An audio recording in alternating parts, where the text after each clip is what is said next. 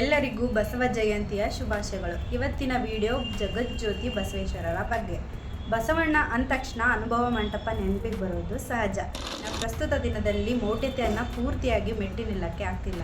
ಇನ್ನು 12ನೇ ಶತಮಾನದಲ್ಲಿ ಇದ್ದಂಥ ಮೂಢನಂಬಿಕೆ, ಮೌಢ್ಯತೆ, ಅಸ್ಪೃಶ್ಯತೆ, ಲಿಂಗ ಅಸಮಾನತೆ ಎಲ್ಲವನ್ನು ಬಸವೇಶ್ವರರು ಖಂಡಿಸಿದರು. ಅನುಭವ ಮಂಟಪದಲ್ಲಿ ಎಲ್ಲ ಸಾಮಾಜಿಕ ಆರ್ಥಿಕ ಹಿನ್ನೆಲೆಯ ಪುರುಷ ಮತ್ತು ಮಹಿಳೆಯರು ಆಧ್ಯಾತ್ಮಿಕ ಮತ್ತು ಪ್ರಾಪಂಚಿಕ ಪ್ರಶ್ನೆಗಳನ್ನು ಮುಕ್ತವಾಗಿ ಚರ್ಚಿಸಲು ಅವಕಾಶ ಇತ್ತು. ಹಾಗಾಗಿ ಇದನ್ನು ವಿಶ್ವದ ಮೊದಲ ಪಾರ್ಲಿಮೆಂಟ್ ಎಂದು ಕರೀತಾರೆ. ಇನ್ನು ಇವರ ಹುಟ್ಟು ಬಾಲ್ಯದ ಬಗ್ಗೆ ಹೇಳುವುದಾದರೆ, ಇವರು ವಿಜಯಪುರ ಜಿಲ್ಲೆಯ ಬಸವನ ಬಾಗೇವಾಡಿಯಲ್ಲಿ ಜನಿಸಿದರು. ತಂದೆ ಮಾದರಸ, ತಾಯಿ ಮಾದಲಾಂಬಿಕೆ. ಇವರು ಕಳಚೂರಿ ಬಿಜ್ಜಳನ ಆಸ್ಥಾನದಲ್ಲಿ ಮಂತ್ರಿಯಾಗಿರ್ತಾರೆ. ನಮ್ಮ ದೇಶಕ್ಕೆ ಸ್ವತಂತ್ರ ಬಂದು 7 ದಶಕಗಳೇ ಕಳೆದರೂ ಸಾಮಾಜಿಕ ಪಿಡುಗಾದ ಜಾತಿ ವ್ಯವಸ್ಥೆ ಇನ್ನೂ ಕೊನೆಯಾಗಿಲ್ಲ.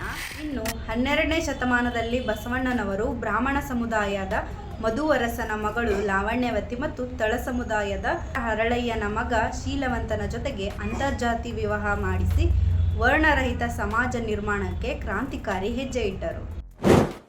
ಕರ್ನಾಟಕ ಸರ್ಕಾರವು 2024ರಲ್ಲಿ ವಚನಕಾರ ಬಸವಣ್ಣನವರನ್ನು ಕರ್ನಾಟಕದ ಸಾಂಸ್ಕೃತಿಕ ನಾಯಕ ಎಂದು ಅಧಿಕೃತವಾಗಿ ಘೋಷಿಸಿದೆ. ಇವರ ಪ್ರಮುಖ ವಚನಗಳೆಂದರೆ, ಇವನಾರವ ಇವನಾರವ ಇವನಾರವ ಎಂದೆನಿಸದಿರಯ್ಯ, ಇವ ನಮ್ಮವ ಇವ ನಮ್ಮವ ಇವ ನಮ್ಮವನೆಂದೆನಿಸಯ್ಯ, ಕೂಡಲ ಸಂಗಮ ದೇವಯ್ಯ ನಿಮ್ಮ ಮನೆಯ ಮಗನೆಂದೆನಿಸಯ್ಯ.